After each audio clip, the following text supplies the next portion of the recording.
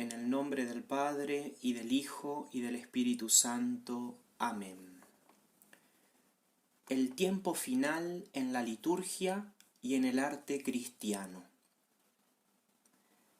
El hombre ha dejado de sentirse en peligro. Son muchos en la Iglesia los que ya no se atreven a enseñar la realidad de la salvación y de la vida eterna. En las homilías existe un extraño silencio en torno a las postrimerías. El hombre ya no siente la necesidad de ser salvado. La pérdida del sentido de la salvación es la consecuencia de la pérdida de la trascendencia de Dios. El cardenal Sara, fiel a su estilo, fue claro y tajante al pronunciar las anteriores palabras. Nosotros damos gracias a Dios por la oportunidad de contribuir con un granito de arena al cambio de aquella realidad escrita. En este curso sobre las postrimerías, realidades últimas o novísimos, hoy hablaremos sobre la existencia de un tiempo final, tiempo inaugurado con la venida de Cristo. Nuestra misión es mostrar que la liturgia alimenta, consolida y orienta nuestra fe en el hecho de que Jesucristo volverá al fin de estos tiempos que corren. Por un lado, debemos recordar y asegurar la trascendencia de Dios, porque Dios es aquello mayor de lo cual nada puede ser pensado, como decía San Anselmo. Pero por otro, creemos que es Él mismo el que se acercará a nosotros al final de los tiempos, ya que vendrá lleno de poder y de gloria, rodeado de sus ángeles. Esquema de la exposición. El orden que seguiremos en la exposición es el siguiente. En primer lugar, daremos la palabra al prefecto emérito de la Congregación para la Sagrada Liturgia y Disciplina de los Sacramentos, el cardenal Robert Sara, quien en el año 2019 nos regaló su percepción sobre la situación crítica de la Iglesia y el mundo. Nos detendremos especialmente en lo que este creyente afirma sobre la fe. A continuación, seguiremos con el credo como profesión de fe individual y eclesial, subrayando que creemos en un solo Señor que de nuevo vendrá con gloria y su reino no tendrá fin. Dicha proclamación solemne de nuestra sagrada creencia inicialmente tuvo lugar en los bautismos, pero luego se incorporó en la celebración de la Santa Misa. Como decíamos, fue en el rito bautismal donde por vez primera se proclamó la fe. Aquí agregamos que se hacía mirando hacia el oriente. Ejemplificaremos este dato histórico describiendo brevemente el complejo arquitectónico sacro de la ciudad de Pisa, campanario, baptisterio e iglesia. La orientación topográfica de este complejo no es casual, sino causal, es decir, busca provocar el acto de fe en Cristo que volverá desde el oriente. Desde el baptisterio nos dirigiremos hacia el templo para la celebración de los sagrados misterios, dándonos cuenta que caminamos hacia el este, hacia Cristo, luz y juez del mundo. En este momento de la exposición mostraremos los fundamentos escatológicos de la celebración de la Eucaristía ad orientem.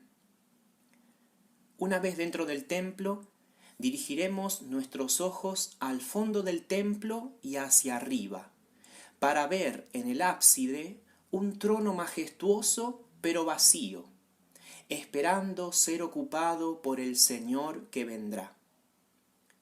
En el siguiente punto y siguiendo un ritmo litúrgico como si estuviésemos dentro de una santa misa, mostraremos algunos introitos o antífonas de ingreso del tiempo de Adviento.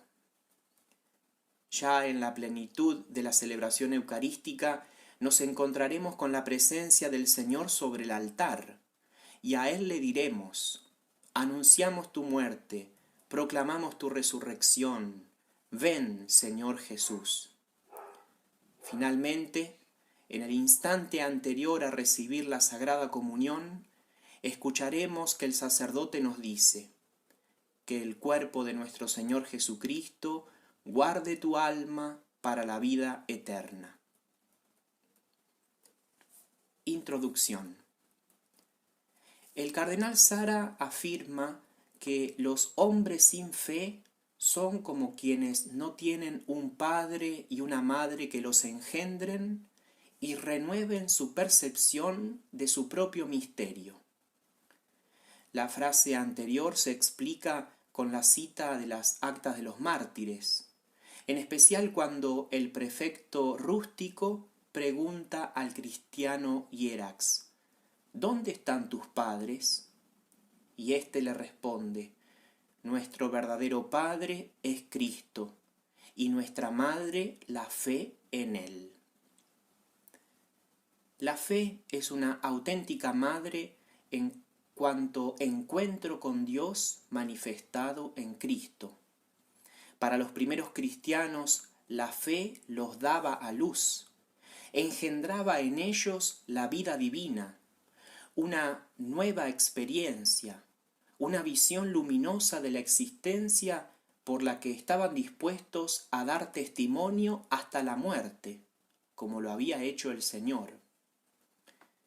El don divino de la fe orienta nuestro camino en el tiempo presente, siendo luz en el sendero, pero también ilumina nuestro futuro y los eventos finales, como por ejemplo la venida de Cristo. La certeza de que Jesucristo volverá a juzgar a los vivos y muertos y que su reino no tendrá fin, se alimenta y consolida en un cara a cara diario con Dios y en una actitud de adoración y contemplación silenciosa. Sin negar por ello que la liturgia, la doctrina católica y la tradición de la Iglesia nutren y sostienen la fe en el regreso final del Señor. Sin embargo, mi fe es la fe de la Iglesia. No cabe duda de que la fe es un acto íntimamente personal, pero así como nadie se engendra a sí mismo, sino que necesita una madre, así también es la Iglesia la que me enseña en lo que creer, o mejor dicho, en quién creer. Dios Padre nos da el don de la fe a través del sacramento del bautismo, pero es la Iglesia Madre y Maestra la que me enseña el credo. El yo creo individual se inserta en el creemos eclesial. Para ejemplificar lo anterior, pensemos en el cirio pascual. Luego de la bendición del fuego, solamente se enciende el cirio, símbolo de Cristo resucitado. Pero a continuación, ese cirio transmitirá la luz a muchas otras velas. Así, la luz de la fe se transmite de persona a persona para ser vivida en la práctica de los mandamientos, celebrada en la liturgia y confesada en el credo. Credo niceno-constantinopolitano y símbolo apostolorum. La palabra credo es latina y significa yo creo. Existen diversas profesiones de fe, pero en todas se rememora y se confiesa los grandes misterios de la fe. El credo es, en su origen, un elemento de la liturgia bautismal, lo cual explica su redacción en primera persona del singular. Sin embargo, Recitar el credo con fe es entrar en comunión con el Padre, el Hijo y el Espíritu Santo, y a la vez con toda la Iglesia. Lamentablemente, en Argentina son pocas las asambleas litúrgicas dominicales que cantan o recitan la fe de la Iglesia en la fórmula que se remonta al siglo IV. Durante el Año de la Fe, 2012-2013, proclamado por el Papa Benedicto XVI, hubo un intento de recuperar el credo largo, pero tal esfuerzo no se sostuvo en el tiempo, por lo que hoy en día la mayoría de los católicos argentinos proclama su fe usando el símbolo de los apóstoles.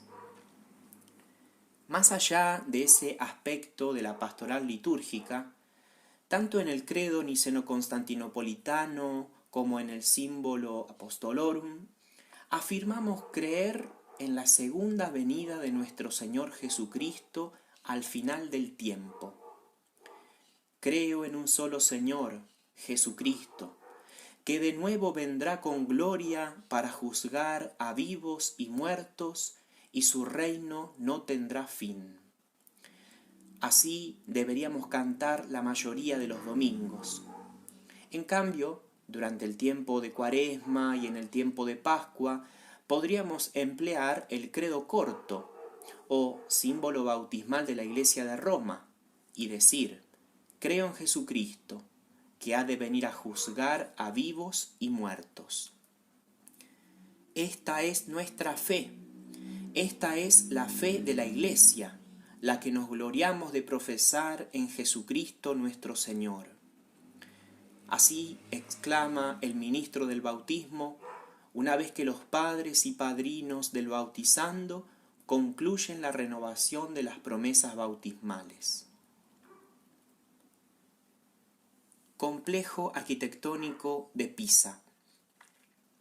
Como decíamos, el credo se proclamaba en el contexto de la liturgia bautismal desde los primeros siglos. A modo de ejemplo, nos dirigimos ahora hacia una ciudad bastante famosa de Italia. Es la ciudad de Pisa quien posee un complejo arquitectónico sacro que produce gran atracción de turistas por su famosa torre inclinada. Sin embargo, pocos saben que la torre es un campanario. No es nuestra intención detenernos en la torre famosa, sino más bien en los otros dos edificios que también tienen su encanto: el baptisterio y el templo catedralicio. Dejamos de lado el cementerio. El bautismo es el primero y fundamental sacramento. Y como es el que posibilita el ingreso en la iglesia, los bautisterios fueron puestos históricamente en la entrada de los edificios sacros, sea dentro que fuera. Sobre todo fue desde el siglo IV cuando la Iglesia comenzó un gran programa edilicio y, mostrando la importancia del sacramento del bautismo, edificó el bautisterio como un edificio separado. Por lo general, estaba situado al noroeste del templo. De esta manera, el oeste indica por dónde ingresar a la iglesia edificio, representando el reino de los cielos. Y el norte marca que los catecúmenos provenían de las tinieblas del paganismo hacia la luz de Cristo. Iluminadoras son las palabras de San Cirilo de Jerusalén en una de sus catequesis mistagógicas. Quiero decirte por qué estás de pie mirando al oeste. Eso es necesario porque el oeste es la región de la oscuridad visible, y Satanás es la oscuridad, y en ella tiene su dominio. Por lo tanto, cuando renuncias a Satanás, renunciando del todo a la alianza con él, la antigua alianza con el infierno, entonces se te abre el paraíso de Dios, que Él ha puesto al este, y del cual fueron expulsados nuestros antiguos padres. para simbolizar todo esto, te darás vuelta del oeste al este, la región de la luz.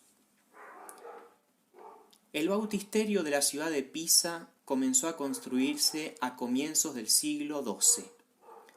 Dedicado a San Juan Bautista, se construyó en estilo románico, pero las últimas partes del mismo se diseñaron siguiendo el gótico, esto en el siglo XIV.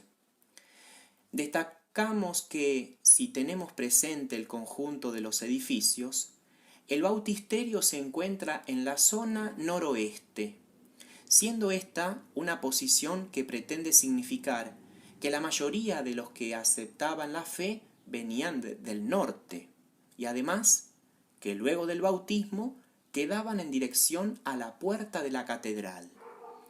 Así tenemos que el bautisterio está ubicado frente al extremo occidental de la catedral, dedicada a la Asunción de la Virgen. Dicho de otra manera, la catedral se encuentra orientada. Así podemos ver que 1600 años después de San Cirilo, las personas siguen caminando hacia el oriente al entrar en la catedral de Pisa. Los templos mantienen su orientación. Volviendo al ritual del bautismo, los catecúmenos renunciaban a Satanás vueltos hacia occidente.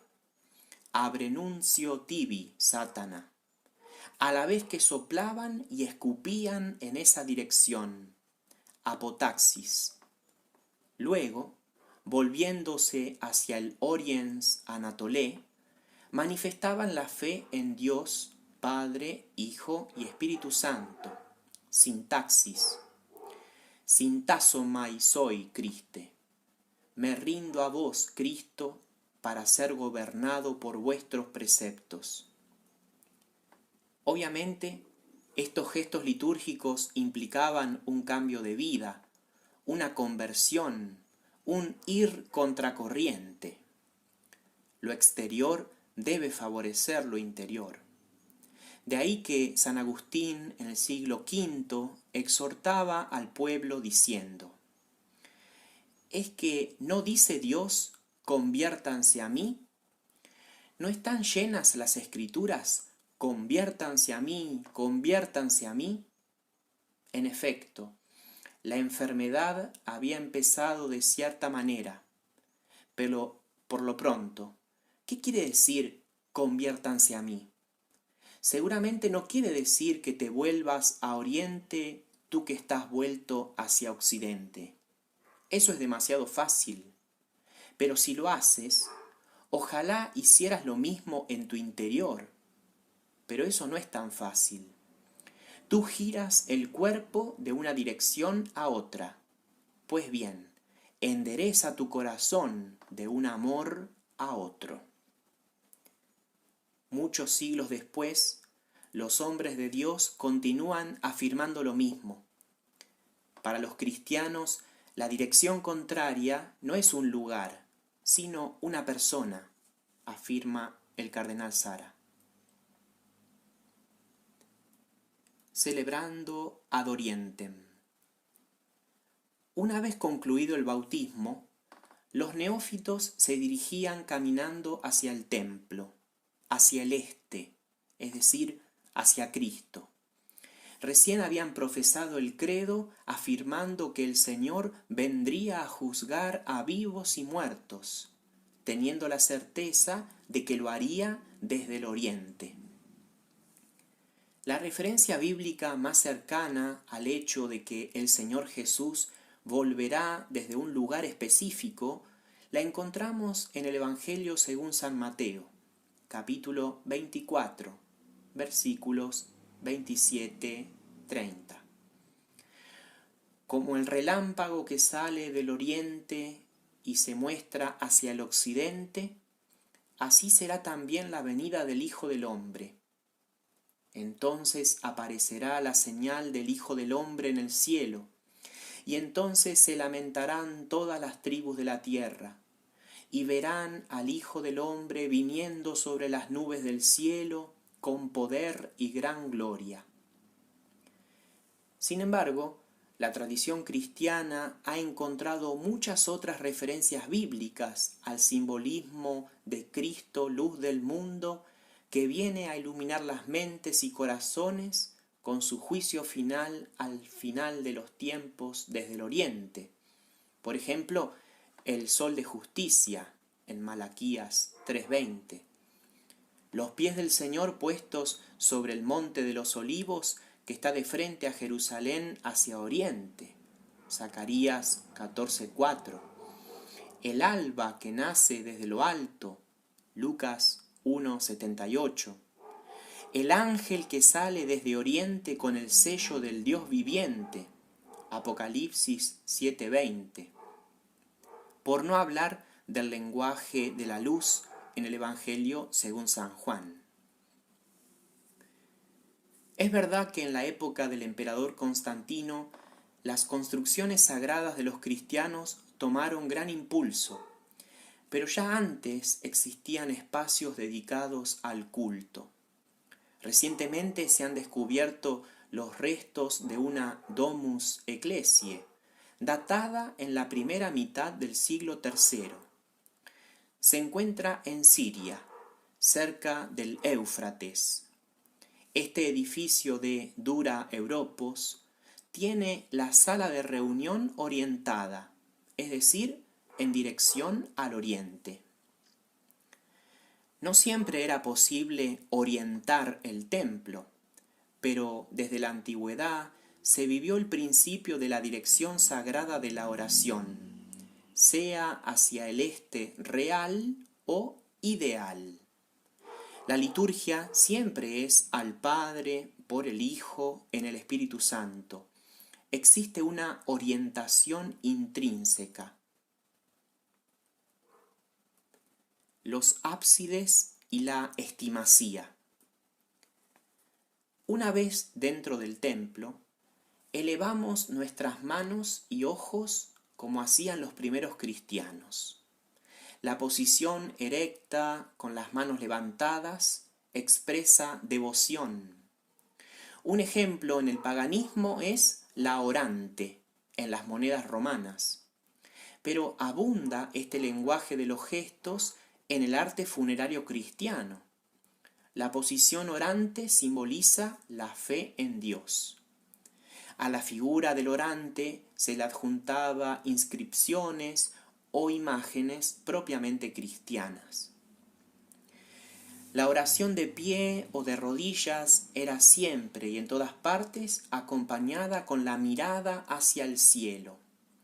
Esto en abierta oposición a los paganos, quienes creían en divinidades que no estaban en el cielo y por lo tanto miraban hacia abajo y no alzaban las manos. Es más, los cristianos eran objeto de burlas por parte de los paganos, que los consideraban como personas ocupadas en contar las nubes. Sin embargo, reflejaban con su cuerpo el cumplimiento de la exhortación de San Pablo. Si fueron resucitados con Cristo, busquen las cosas de arriba, donde Cristo está a la derecha de Dios. Piensen en las cosas de arriba y no a las de la tierra. Pero si estamos en el templo cristiano antiguo, nuestros ojos se vuelven a la decoración presente, la cual se adecúa a la oración de la comunidad. Volvamos con nuestra imaginación a la Catedral de Pisa, cuyo presbiterio se cierra con el ábside, y en la bóveda encontraremos a Cristo bendiciendo. La comunidad orante, durante la oración, no miraba hacia adelante, sino que alzaba las manos y miraba al cielo. Así entendemos que la parte superior del ábside adquiera la mayor importancia en el momento más íntimo y sacro del acto litúrgico. Esto es lo que explica también los preciosos mosaicos absidiales de las primeras iglesias romanas. En estas últimas vemos que la nave central estaba decorada por las narraciones tanto del Antiguo como del Nuevo Testamento. Teniendo en cuenta la variedad de historias, ofrecían muchos motivos que servían como decoración, pero a la vez acompañaban a los ministros en su ingreso solemne hacia la imagen de mayor valor que se hallaba en el presbiterio. La idea general de los ábsides es la representación de la patria celestial, de modo especial la figura de Cristo, dando la idea que estaba presente en la comunidad orante. Es el arte sacro el que daba al creyente lo que éste necesitaba, el cielo, desde el que aparecía el Hijo de Dios. Se elegían diversos tipos de imágenes para representar la apertura a las realidades celestes. Un paisaje paradisíaco, un cielo estrellado, una cruz preciosa, una ventana redonda llamada oculus.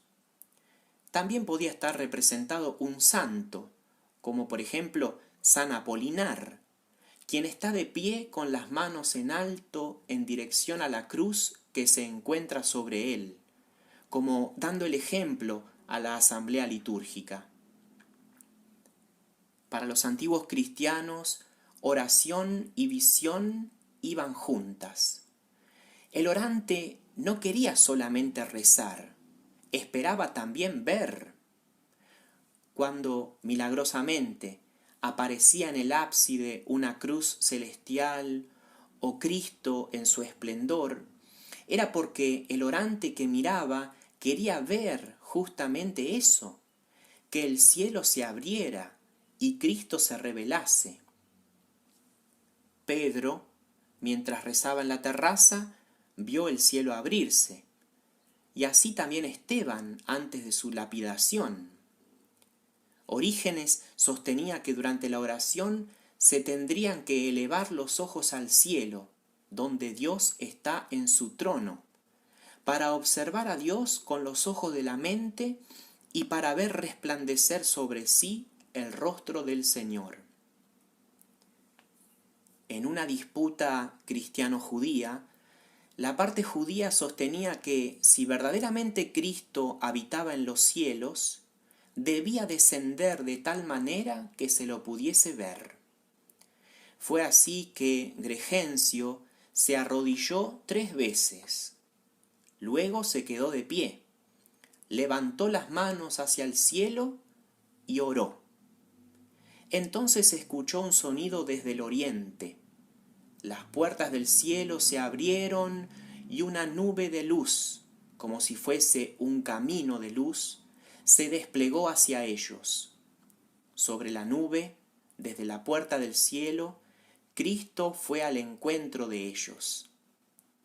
El mosaico absidial de la Basílica de los Santos Cosme y Damián en Roma ilustra al detalle esa visión.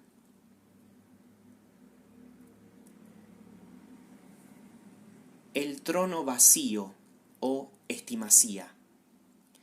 Antes de bajar un poco la mirada, vemos la cúpula del bautisterio de los ortodoxos en Rávena, que data del siglo V. Toda la vuelta interna está decorada con 2 pares de símbolos cristianos que se repiten alternadamente, un altar y un trono, los cuales tienen sobre sí un evangelio y una cruz respectivamente. Nos quedamos con uno de los símbolos, la estimasía. Ese es el nombre que recibe el trono de Cristo vacío, o en este caso, con una cruz arriba. Tiene como objeto hacer presente el juicio final y el reinado de Cristo, es decir, trono que ha de ocupar al final de la historia, o el que ya ocupa a la derecha de Dios. La estimasía es una sede de honor, con almohadón, tela colgante, y encima puede tener una cruz, el monograma de Cristo o un evangelio. Aquí es interesante recordar que tanto en el concilio de Éfeso como en el segundo concilio de Nicea, tuvieron la estimacía presidiendo la asamblea conciliar. Este símbolo de Cristo nos recuerda aquel pasaje del Evangelio según San Mateo, donde se afirma que el Hijo del Hombre vendrá en su gloria, con todos los santos ángeles, y se sentará en el trono de su gloria, y todos los pueblos se reunirán delante de él. Otro ejemplo que ilustra el pasaje de San Mateo lo tenemos en una miniatura del siglo VI. Allí vemos a Cristo con barba sentado sobre una sede, la cual posee un almohadón, y los pies del Señor están sobre una tarima. Es el resucitado, pero con las señales de la pasión, como se ve en su mano derecha, y con la mano izquierda sostiene un evangeliario cerrado y decorado con piedras preciosas. Este Cristo juez se encuentra en la parte superior de la miniatura, rodeado de un resplandor que lo hace dominar la escena. Debajo de él hay 8 ángeles de pie en el cielo que lo miran. En una zona inferior, 13 hombres, que nos podríamos preguntar si representan a los apóstoles como jueces, contando a Matías y a Pablo, también mirando hacia arriba. Y en la parte inferior, 4 varones y 4 mujeres, a derecha e izquierda respectivamente, que al resucitar se presentan para ser juzgados. Vale la pena destacar que muchos cristianos fueron sepultados con la cabeza hacia occidente. Así, el día de la resurrección se levantarán mirando al oriente. Comienza la Santa Misa. De repente escuchamos una campanilla. Comenzamos a sentir un perfume. Luego vemos humo e identificamos que es el incienso que anuncia una celebración. Enseguida aparece el cruciferario, los acólitos que portan los cirios y a continuación el sacerdote. Es la Santa Misa. ¿Es consciente el sacerdote que sube al altar, que está delante de la zarza ardiente, de la majestad y la trascendencia de Dios? Suenan algunas notas del órgano y el coro comienza a cantar el introito de la misa. Por lo tanto, en esta parte de la exposición leeremos algunos introitos del tiempo de Adviento que nos hablan de la venida de Cristo, quien no está encima de nosotros para arrollarnos, sino para engrandecernos. La función propia del introito o canto de ingreso es la de dar inicio a la celebración, favorecer la unión de los fieles reunidos, introducir el espíritu de ellos en el misterio del tiempo litúrgico o de la festividad y acompañar la procesión del sacerdote y de los ministros. En nuestro caso, los introitos de Adviento permiten que nuestros corazones y mentes estén elevados al misterio de la venida de Cristo y no cerrados sobre sí mismos. Si Dios pierde la centralidad, el hombre pierde su sitio justo y ya no encuentra su ubicación en la creación. Martes 1 de Adviento. Vendrá el Señor mi Dios y todos los santos con él, y brillará en aquel día una gran luz. Miércoles 1 de Adviento. Vendrá el Señor y no tardará, sacará a la luz lo que está oculto en las tinieblas, y manifestará las intenciones secretas de los corazones. Viernes 1 de Adviento. El Señor vendrá con gloria para visitar a su pueblo y traerle la paz, y le dará como herencia la vida eterna. Sábado 1 de Adviento. Ven, Señor, que brille tu rostro sobre nosotros y seremos salvados, tú que tienes el trono sobre los querubines. Domingo 2 de Adviento. Pueblo de Sión, el Señor vendrá para salvar a las naciones. Él hará oír su voz majestuosa y llenará de alegría sus corazones. Lunes 2 de Adviento. Escuchen, naciones, la palabra del Señor, anúncienla en las costas más lejanas. No teman, ahí está su Salvador. Jueves 2 de Adviento. Tú estás, Señor, y todos tus caminos son verdaderos. Yo sé, desde hace mucho tiempo, que tú estableciste para siempre tus mandatos. Domingo 3 de Adviento. Alégrense siempre en el Señor. Vuelvo a insistir, alégrense, pues el Señor está cerca. 17 de diciembre. Alégrense los cielos y regocíjese la tierra, porque viene el Señor y se compadecerá de sus pobres. 18 de diciembre. Vendrá Cristo nuestro Rey, a quien Juan anunció como el Cordero de Dios. 19 de diciembre. Él que ha de venir, vendrá sin tardar, y ya no habrá temor en nuestra tierra, porque Él es nuestro Salvador. 20 de diciembre. Brotará un retoño del tronco de Jesé, y la tierra entera se llenará de la gloria del Señor. Todos los hombres verán la gloria de Dios. 21 de diciembre. Ya viene el Señor Todopoderoso, y será llamado Emmanuel, porque Dios está con nosotros. 22 de diciembre. Puertas, levanten sus dinteles, ábranse puertas eternas, para que entre el Rey de la Gloria. Estas antífonas de ingreso tienen su original en latín, y las mismas pueden ser cantadas en gregoriano.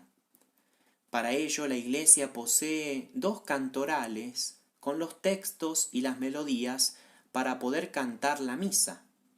Destacamos el cantar la misa, que no es lo mismo que cantar en la misa. Los libros litúrgicos que se usan para cantar las partes de la misa son el Graduale Romanum, pensado para las iglesias que poseen una Schola Cantorum capaz de ejecutar melodías más complejas, y el Graduale Simplex, para las asambleas con una modesta habilidad para el canto. Es el tiempo de Adviento quien más nos ayuda a no caer en la tentación del inmanentismo cúltico, es decir, en la desgracia de creernos autónomos o desligados de otras asambleas de fieles, y sobre todo de la invisible asamblea de los santos en el cielo. Toda verdadera liturgia es esencialmente trascendente, porque nos vincula con el más allá. Aquí nos ayuda el cardenal Sara cuando nos dice que la liturgia es un acto humano inspirado por Dios, mediante el cual respondemos a quien nos ama y tan bondadosamente se acerca a nosotros. Mysterium Fidei. Avanzada la Santa Misa, escuchamos al Sagrado Ministro que concluye la consagración diciendo Mysterium Fidei. Este es el sacramento, el misterio de nuestra fe. Con ella, el sacerdote se refiere a la fe en Cristo presente en su misterio pascual por la fuerza de la transubstanciación. Fue San Cirilo de Jerusalén quien exhortaba diciendo: no veas en el pan y en el vino meros y naturales elementos, porque el Señor ha dicho expresamente que son su cuerpo y su sangre. La fe te lo asegura, aunque los sentidos te sugieran otra cosa. El pueblo responde a la aclamación diciendo: Mortem tuam annunciamus, Domine, et tuam resurrectionem confitemur, donec venias. Anunciamos tu muerte, proclamamos tu resurrección. Ven, Señor Jesús. El sacrificio eucarístico no sólo hace presente el misterio de la pasión y muerte del Salvador, sino también el misterio de la resurrección, que corona su sacrificio. Pero lo que a nosotros más nos queda resonando es la proyección escatológica. Ven, Señor Jesús. De rodillas ante el Señor del universo, recordamos a San Pablo que nos dice: siempre que coman este pan y beban esta copa, proclamarán la muerte del Señor hasta que Él vuelva. La Eucaristía es tensión hacia la meta, pregusta al gozo pleno prometido por Cristo. Es, en cierto sentido, anticipación del paraíso y prenda de la gloria futura. Soy simplemente un peregrino que empieza la última etapa de su peregrinación en esta tierra. El Papa Benedicto XVI es consciente de estar transitando sus últimos días como peregrino en esta tierra y sabe también dónde va y quién lo espera. En una oportunidad comentó estas palabras litúrgicas que nos ocupan, reconociendo en ellas la inspiración bíblica. En la conclusión de su primera carta a los Corintios, San Pablo repite y pone también en los labios de los corintios una oración surgida en las primeras comunidades cristianas del área de Palestina, Maranatá, que literalmente significa Señor nuestro, ven. Era la oración de la primera comunidad cristiana. Y también el último libro del Nuevo Testamento, el Apocalipsis, se concluye con esta oración: ven, Señor. Sin embargo, el Papa emérito no solo mostraba el fundamento bíblico de la frase litúrgica, sino que también nos ayudaba, y todavía lo hace, a que la repitamos con mayor conciencia y profundidad.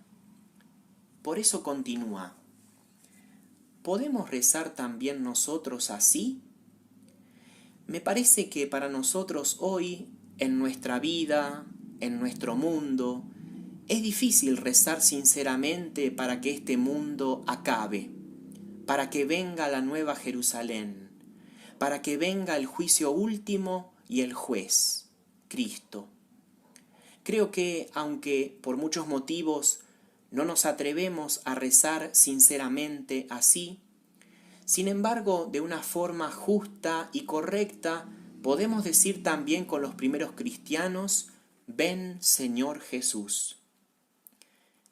Ciertamente no queremos que venga ahora el fin del mundo, pero por otra parte, queremos que acabe este mundo injusto. También nosotros queremos que este mundo cambie profundamente, que comience la civilización del amor, que llegue un mundo de justicia y de paz, sin violencia, sin hambre. Queremos todo esto. Pero, ¿cómo podría suceder esto sin la presencia de Cristo? Sin la presencia de Cristo, nunca llegará un mundo realmente justo y renovado. Y, aunque sea de otra manera, totalmente y en profundidad, podemos y debemos decir también nosotros, con gran urgencia y en las circunstancias de nuestro tiempo: ven, Señor. Ven a tu modo, del modo que tú sabes. Ven donde hay injusticia y violencia. Ven a los campos de refugiados en tantos lugares del mundo. Ven donde domina la droga. Ven también entre los ricos que te han olvidado, que viven solo para sí mismos. Ven donde eres desconocido. Ven a tu modo y renueva el mundo de hoy. Ven también a nuestro corazón. Ven y renueva nuestra vida. Ven a nuestro corazón para que nosotros mismos podamos ser luz de Dios, presencia tuya. En este sentido, oramos con San Pablo, Maranatá, ven, Señor Jesús. Y oramos para que Cristo esté realmente presente hoy en nuestro mundo y lo renueve. El momento de la comunión. En esta parte de la celebración eucarística ya estamos delante del Señor presente en las especies del pan y del vino. Y es ahora que todos recibimos la invitación de acercarnos al sagrado banquete, en el que el Rey de la eterna gloria nos promete la resurrección para la vida del mundo futuro. El que come mi carne y bebe mi sangre tiene vida eterna, y yo lo resucitaré en el último día. Beati qui ad cenam agni vocati sunt. Bienaventurados los invitados a la cena del Cordero. Estas son las palabras que pronuncia el sacerdote sosteniendo en sus manos al Rey de Reyes, que vino, viene y vendrá a nuestro encuentro. Quien vendrá lleno de poder y de gloria rodeado de sus ángeles, ahora viene en la humildad de la hostia santa. Nos acercamos a comulgar sabiendo a quién vamos a recibir, con una hora de ayuno y sin conciencia de pecado grave. De ahí la necesidad de la confesión frecuente. Y como nadie debería comer de este pan del cielo sin antes haberlo adorado, caemos de rodillas ante el Señor Jesús. El sacerdote se acerca y trazando sobre cada uno de los comulgantes la señal de la cruz, antes de dejar la sagrada forma en la boca, dice: Corpus Domini nostri Jesu Christi, custodiat animam tuam in vitam aeternam. Que el cuerpo de nuestro Señor Jesucristo guarde tu alma para la vida eterna. Este cuerpo formado en el seno virginal de la Virgen María, y que por un simple contacto ha sanado a tantos enfermos. Este cuerpo muerto en la cruz, pero resucitado 3 días después. Este es el cuerpo que recibimos en la comunión. Es a Jesús todo entero que recibimos nosotros, cuerpo, sangre, alma y divinidad. Es Él quien, por boca del sacerdote, nos recuerda su promesa. Quien come este pan del cielo tendrá la vida verdadera y en abundancia al final de los tiempos. Más de una vez durante la misa el sacerdote nos decía: el Señor esté con ustedes.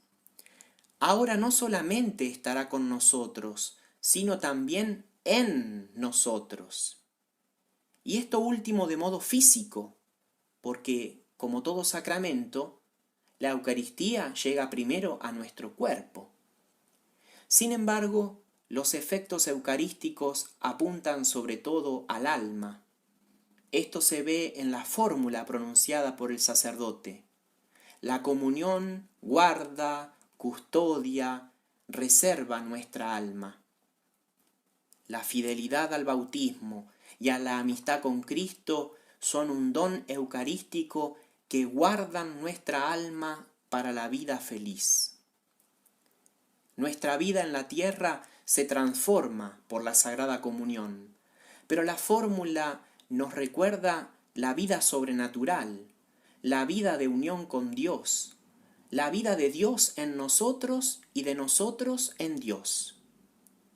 Esta vida comenzó en el bautismo, se perfecciona con cada comunión y llegará a su plenitud en el cielo, donde no serán necesarios los sacramentos porque lo veremos tal cual es. El sacerdote nos bendice con la comunión al pronunciar aquellas palabras sobre cada uno. Algunas personas tienen la gracia de recibir esa bendición y comunión a la hora de emprender el último viaje, porque la muerte se aproxima. De ahí que esa última comunión reciba el nombre de viático. Sin embargo, cada sagrada comunión representa, de alguna manera, un viático, una custodia del alma para la vida eterna. Les aseguro que si no comen la carne del Hijo del Hombre y no beben su sangre, no tendrán vida en ustedes. El que come mi carne y bebe mi sangre, tiene vida eterna. Conclusión. Llegamos al final de la Santa Misa. Seguimos mirando al oriente, pero también hacia arriba, como el canon romano le indicaba al sacerdote, haciéndolo imitar a Cristo. El sacerdote pronunció la plegaria eucarística consciente de estar en la presencia de Dios. Él mismo, la víspera de su pasión, tomó pan en sus santas y venerables manos, y elevando los ojos al cielo, hacia ti, Dios, Padre suyo todopoderoso, te pedimos humildemente, Dios Todopoderoso, que esta ofrenda sea llevada a tu presencia, hasta el altar del cielo, por manos de tu ángel. La fórmula de despedida, ite, missa est, que ha dado el nombre a todo el rito, es una invitación a cumplir con la misión encomendada por aquel que ascendió al cielo y envió al Espíritu sobre María y los apóstoles. La misión tiene sentido si sabemos a dónde tenemos que ir y orientar a otros. La Sagrada Liturgia y el arte sagrado nos orientan al cielo donde Cristo reina a la derecha de Dios Padre. Sin embargo, hemos podido recordar que el segundo advenimiento del Señor en la gloria es anticipado sacramentalmente en la misa. Cuando la Iglesia celebra el sacramento de la redención, está necesariamente orientada hacia el Señor, en comunión con Él, y a través de su mediación, la Iglesia dirige sus oraciones y ofrendas al Padre, en la unidad del Espíritu Santo. El misterio de Cristo es celebrado Donec veniat in celis. Cristo vendrá desde los cielos, que nos encuentre esperando su venida. Amén.